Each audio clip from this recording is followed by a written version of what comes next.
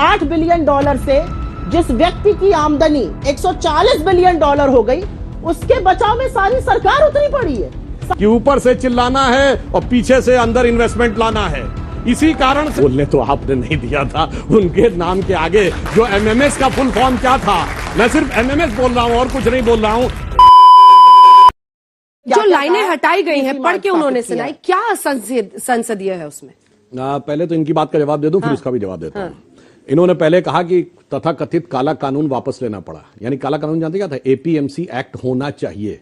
भारत में एक राज्य है जहां वो तथाकथित काला कानून आज भी लागू है। वापस लिया कि नहीं वो बताइए ना। मैं बता रहा हूं, केरल में जड़मूड़ से नहीं है, मगर उसकी आवाज दिल्ली में सुनाई नहीं पड़ती क्योंकि वहां से राहुल गांधी जी सांसद हैं। भैया ठीक, इन्होंने काले कानून का बड़ा विरोध किया और पंजाब में किस हश्र पे पहुंच गए सारी दुनिया ने देखा। इसलिए और जो लोग मैडम आपने मैं पूछ रहा, देखिए पंजाब में जो सबसे बड़े किसान नेता थे वो चुनाव लड़े, उनकी जमानत जब्त हो गई।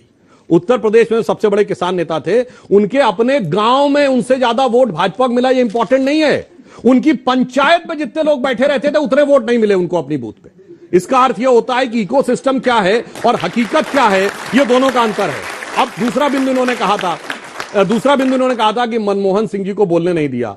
अब मैं मनमोहन सिंह जी का ही एक शेर जो उन्होंने पार्लियामेंट में बोला था, मैं कोट करता हूं, 100 जवाबों से अच्छी है मेरी ये खामोशी, जिसने जान न जाने कितने सवालों की आबरू रख ली। बोलने तो आपने नहीं दिया था, उनके नाम के आगे जो एमएमएस का फुल फॉर्म क्या था, मैं सिर्फ एमएमएस बोल रहा हूं और कुछ नहीं बोल रहा हूं, वो सबको पता था। अब मैं आता हूं जो इन्होंने बात कही। देखिए, संसद में एक परंपरा है कि किसी भी व्यक्ति का नाम यदि वह अपना उत्तर देने के लिए सदन में उपस्थित नहीं है अथवा उसका उत्तर नहीं है तो नाम लेकर नहीं बोला जाता। अब आपने जब अडानी जी कहा तो अडानी जी कोई कंपनी नहीं है, अडानी जी व्यक्ति हो गया। आप कहते Adani Enterprises limited, then it would have been a company. When you are saying Adani ji, जो अभी सुप्रिया जी ने भी बोला, तो फिर एक व्यक्ति के बारे में यदि आप कह रहे हैं और उस व्यक्ति को वो जवाब देने के लिए संसद में उपस्थित नहीं है तो ये एक संसदीय परंपरा, इसमें कोई ऐसी बात नहीं थी। और दूसरा, मैं परंपरा का एक और उदाहरण देता हूं।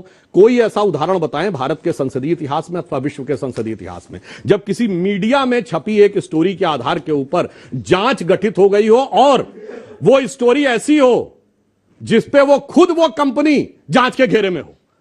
यूएस कोर्ट ने उन पर प्रतिबंध लगा दिया है, किसी अमेरिकी कंपनी को के ऊपर वो नहीं लिख सकते, मगर यहां भाई भाई कहते रहेंगे क्योंकि यूएस का प्रतिबंध तो है, मगर यहां वालों के साथ, तभी तो मैंने कहा विदेशी कॉन्स्पिरेसी की बात ऐसे ही नहीं कर रहे, गजब की जुगलबंदी है। यानी वहां पे अगर रोक भी लग जाएगी तो यहां से सुर तो बचता ही रहेगा। विदेशी एजेंसियों से आपकी जुगलबंदी, एलआईसी बोल चुकी है, उनकी बात को आप यहां मैग्नीफाई करते हैं राजनीतिक फायदे के लिए। नैतिक और दिमागी दिवालियापन पूरी भारतीय जनता पार्टी में दिख रहा है तो उससे अछूते सुधांशु जी क्यों रहे? यह नैतिकता है और मैं नैतिकता से 10 सवाल बस पूछ रही हूं, छोटे छोटे सवाल हैं, इस जनता के सामने, इन युवाओं के सामने जरूर पूछने चाहिए। क्या अडानी घोटाले की जांच नहीं होनी चाहिए? यह हमारा पहला सवाल था। होनी चाहिए या नहीं होनी चाहिए? और जोर से बोलिए, होनी चाहिए कि नहीं होनी चाहिए? क्या एलआईसी का पैसा जो अडानियों की कंपनी में लगा वो लगातार गिरता रहा, इस पर सवाल पूछना चाहिए कि नहीं पूछना चाहिए? क्या एसबीआई व दूसरे बैंकों ने जो अडानी को 82,000 करोड़ रुपए दिए उस पर सवाल पूछना चाहिए या नहीं पूछना चाहिए? क्या यह नहीं पूछना चाहिए कि शेयरों के 32% से ज्यादा गिर जाने के बावजूद एलआईसी और एसबीआई को नुकसान हुआ अडानी में, उसके बावजूद इन्होंने एफपीओ में 525 करोड़ क्यों लगाए? यह हमारा सवाल था। हमारा सवाल था कि 1 लाख करोड़ नष्ट हो गए एलआईसी और एसबीआई के मिलाकर, इस पर सदन में चर्चा होनी चाहिए कि नहीं होनी चाहिए? कौन है एलआईसी के लोग? 30 करोड़ लोग हिंदुस्तान के जो एलआईसी की पॉलिसी खरीदते हैं, 45 करोड़ जो अकाउंट होल्डर्स है एसबीआई के वो गवर्नमेंट बैंक है। अगर पार्लियामेंट नहीं सवाल पूछेगा तो कौन पूछेगा? क्या यह पूछा जाना चाहिए कि नहीं चाहिए कि $8 बिलियन से जिस व्यक्ति की आमदनी $140 बिलियन हो गई, उसके बचाव में सारी सरकार उतरी पड़ी है, सांसद उतरे पड़े? अरे अपनी सरकार का बचाव करिए, अडानी के बचाव में कहां उतरे पड़े हैं प्रभु? क्या ये नहीं पूछा जाना चाहिए कि टोटल गैस ने अडानी की कंपनी में $50 बिलियन निवेश करना था, उसका डिसीजन परसों आ गया, वो रोक दिया गया? क्या यह नहीं पूछा जाना चाहिए कि डाउ जोन्स और एसएनपी ने अडानी को अपने इंडेक्स से क्यों बाहर कर दिया? क्या यह नहीं पूछा जाना चाहिए कि नॉर्वे सॉवरेन फंड ने 200 मिलियन अमेरिकी डॉलर अडानी के शेयर अपने कल की तारीख में बेच दिए।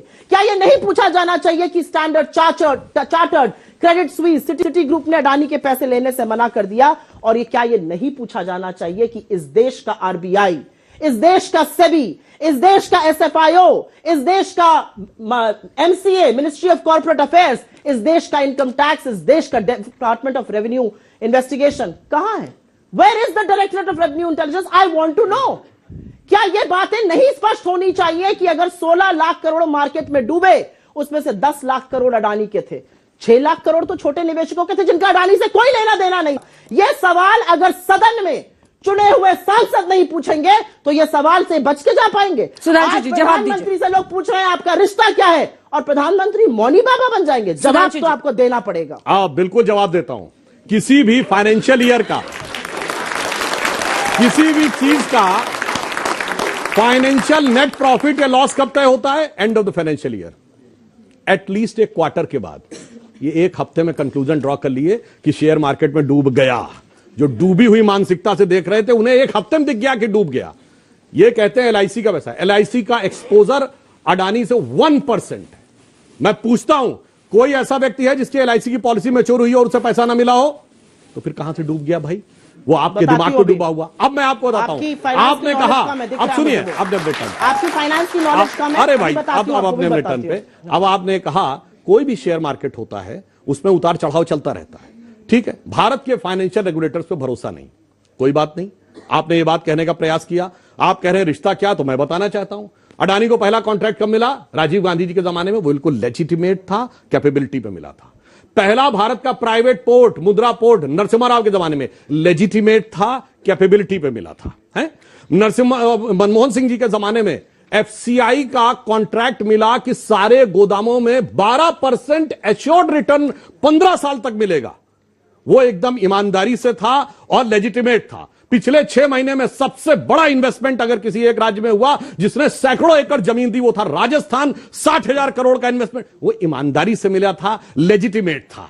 जो माइन का कॉन्ट्रैक्ट छत्तीसगढ़ में मिला 11,000 करोड़ का, वो ईमानदारी से मिला, वो लेजिटिमेट था। सबसे बड़ा हाल के वर्षों में पोर्ट का कॉन्ट्रैक्ट कहां मिला? केरल में, वो लेजिटिमेट था। ये रिश्ता क्या कहलाता है कि जो आपके साथ 3 प्राइम मिनिस्टर से लेके 3 चीफ मिनिस्टर तक होता रहेगा, वो तो लेजिटिमेट था। मगर जो दूसरे में दिखाई पड़ रहा है वही इलेजिटिमेट था। और दूसरा मैं कहता हूं, अगर इलेजिटिमेट था तो बताओ राजस्थान सरकार ने क्यों नहीं कैंसिल किया? तो बताओ छत्तीसगढ़ की सरकार क्या कार्रवाई की है? तो बताओ केरल की सरकार क्यों नहीं कैंसिल कर रही है? इसे कहते हैं रिश्ता तो यह है कि ऊपर से चिल्लाना है और पीछे से अंदर इन्वेस्टमेंट लाना है।